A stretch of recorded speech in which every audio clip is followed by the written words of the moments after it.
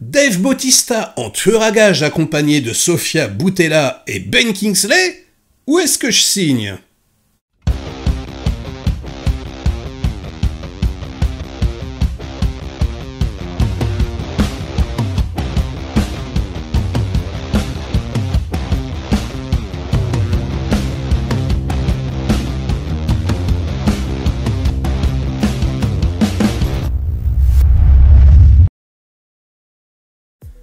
Salut les cinéphages, c'est Merege, et aujourd'hui, un bon gros actionneur à l'ancienne en avant-première. Ça s'appelle The Killer's Game, avec un casting 3 étoiles, hein, jugé plutôt.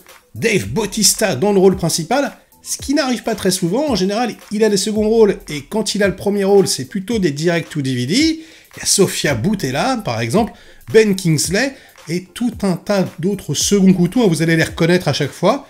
Bon, c'est réalisé par Gigi Perry, qui est un spécialiste du genre, c'est un coordinateur de cascade, un réalisateur seconde équipe, qui a travaillé avec les plus grands, et même James Cameron, puisque il a réalisé l'action de toutes les scènes de Avatar 2, c'est quand même pas rien, et puis bon, des Fast and Furious et compagnie, hein, des gros trucs où ça cartonne, donc vous me connaissez, moi, spécialiste du cinéma d'action, hein, vraiment, c'est mon genre de prédilection, j'en ai vu des milliers, bon bah je me jette dessus, évidemment, puisqu'il y avait une petite projection privée, et qu'est-ce que ça vaut alors de Killer's Game? Eh bien, c'est mi-figue, mi-raisin, on va dire, hein. Franchement, c'est généreux, ça, on peut pas enlever le truc au réalisateur, il a vraiment essayé de faire plaisir, Dave Bautista y croit, en son personnage, et on va dire que c'est plutôt amusant, il y a un high concept sympathique, on va y venir, mais voilà, le film est truffé de défauts, et notamment dans la réalisation, puisque pour donner de la consistance un petit peu à son style, il en a pas vraiment, hein, on va dire ça comme ça, bah en fait il multiplie des effets de style complètement gratos, qui servent à rien, on se croirait revenu dans les années 90, quoi. Donc ça va pas être des accélérés, des ralentis, là, il aurait pu, mais il le fait pas, ça va être plutôt des split screen, voilà, qui servent à rien, il va diviser toujours l'écran en 3, comme ça, il va faire des transitions avec du bruit, enfin bon, des trucs éculés qu'on a déjà vu 150 fois, pour dynamiser quelque part la mise en scène, mais ça marche pas du tout. Et puis, il y a des plans qui ont l'air intéressants, voilà, qui ont un peu de gueule, je veux dire, au drone, par exemple, à la grue, mais en fait, il n'y a jamais de point d'entrée, et il n'y a jamais de point de sortie. C'est toujours aléatoire. Le film commence, par exemple, avec un plan au drone, comme ça, qui suit un couple qui rentre dans un hôtel de luxe, tu crois qu'il va y avoir un plan séquence, tu te dis « Ah, ouais, ça a l'air cool », et puis il cut. C'est trop bizarre. Enfin, et le film est truffé de petites choses comme ça, donc on va dire que, au niveau de la réalisation, c'est pas dingue du tout, mais en ce qui concerne les scènes d'action, c'est plutôt réussi. Donc voilà, il y a énormément de combats mano à mano, il y a plein d'armes différentes, il y a un petit ton humoristique, même si c'est très souvent, comme d'habitude, un petit peu vulgaire, en dessous de la ceinture, mais ça va. C'est pas, c'est pas un déluge, on va dire, de grossièreté, c'est juste que c'est pas très finot, mais bon, avec Dave Bautista en même temps, on s'attendait pas à un truc ultra subtil, j'ai envie de vous dire, même si, pour un catcheur, je trouve qu'il joue quand même plutôt bien la comédie, et j'étais un peu déçu également par Sofia Boutella, parce que je l'adore, je trouve que c'est une excellente comédienne, elle est ultra charismatique, et là, bah, finalement, elle ne prend jamais part à l'action. En fait, c'est le love interest. Dave Bautista, il joue un tueur à gages. Depuis 20 ans, c'est le meilleur dans le business. On a déjà vu ça 150 fois.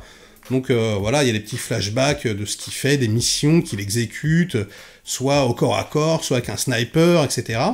Et puis, il la rencontre, c'est la première scène, elle est danseuse à l'opéra, il la sauve, et puis bon, bah, il tombe amoureux, et il demande à son boss, Ben Kingsley, en fait, de partir à la retraite, parce qu'il veut vraiment vivre avec elle, et donc ça se transforme plus ou moins en romance, pourquoi pas, un tueur à la retraite, sauf que, et voilà, le high concept arrive, hein, bah, le docteur, il a des migraines, en fait, il souffre de migraines, et le docteur bah, lui dit, écoute, tu vas mourir, tu as la maladie de la vache folle, t'en as plus que pour 3 mois, dégénérescence, etc., tu vas devenir aveugle, ensuite tu vas perdre toutes tes facultés, et tu vas crever dans d'atroces souffrances. Donc forcément, il n'a pas envie de crever. En plus, il vient de rencontrer cette nana incroyable, il est méga heureux. Il n'a pas envie de se suicider. Et puis en plus, il a souscrit à une police d'assurance qui ne couvre pas le suicide. Donc si jamais voilà, il se colle une bastos, bah, Sofia Boutella pourra pas toucher la thune, etc. Donc, il a une idée de génie. Attention, le high concept arrive, je sais, j'arrête pas de le dire. Eh bien, il engage des tueurs, voilà, ses collègues, ses confrères, eh bien, pour le zigouiller. Donc voilà, il file 2 millions de dollars, et il dit, bah, tuez-moi, comme ça, moi, je vais partir de façon grandiose, en affrontant les autres, etc., etc. Voilà, donc c'est tous les tueurs du monde contre le meilleur tueur, en gros, et ça part donc en affrontement avec des personnages hauts en couleur, donc on a... voilà, à chaque fois, quasiment un pays différent, on a un groupe coréen, on a un espagnol. Alors je ne vous spoile pas les surprises évidemment, mais il y a vraiment des têtes que vous allez reconnaître, hein, des artistes martiaux, etc. Vous allez faire « Ah, il est là », etc. C'est plutôt bien fait, c'est plutôt généreux, hein, comme je le disais, mais on va dire que le film n'arrive vraiment jamais à décoller. C'est un peu mieux qu'un direct ou DVD basique, c'est un petit peu mieux qu'un film Netflix, parce que voilà, on sent qu'il y a quand même un peu d'argent, comme je vous ai dit, le casting est sympa, etc. Voilà, 1h45, c'est... Ouais, il y a 40 minutes d'action, enfin, je veux dire, c'est quand même, voilà, assez généreux. Mais malheureusement, comme je vous l'ai dit, le réalisateur n'arrive pas à imposer un rythme précis, particulier, ça patine un petit peu. Donc parfois, il y a des petits moments, j'ai envie de dire de fulgurance, pour un film de ce genre-là, hein, des moments sympathiques, des petits mouvements, des petits kicks, des petites choses, des petites idées avec des bombes, voilà, il va placer des explosifs, il va piéger ses adversaires, etc.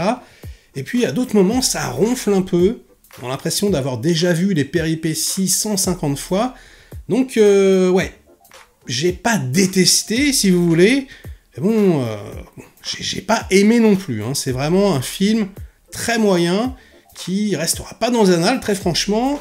Et ouais, avec la troupe de comédiens qu'il y avait, et le potentiel sympathique du high concept, je m'attendais à quelque chose quand même de beaucoup plus couillu, allez, je vais le dire comme ça, hein, pardonnez-moi l'expression, et finalement, bon, bah, ça tombe un peu à plat, donc désolé, non, si ça sort en streaming, si ça sort en Blu-ray, bah, ça sera pas très grave, hein. Et puis, j'ai envie de vous dire, parce que c'est prévu pour l'instant, c'est en pourparlers, si ça sort au cinéma en France, je suis pas certain que ça cartonne beaucoup et que ça fasse énormément d'entrées. On verra bien. Bref, ça sera tout pour cette avant-première. J'espère qu'elle vous aura diverti. Likez la vidéo si c'est le cas. Délikez sinon. Inondez-moi de commentaires comme d'habitude pour faire marcher le petit robot YouTube. Et nous, on se retrouve très vite pour de prochaines aventures. Ciao!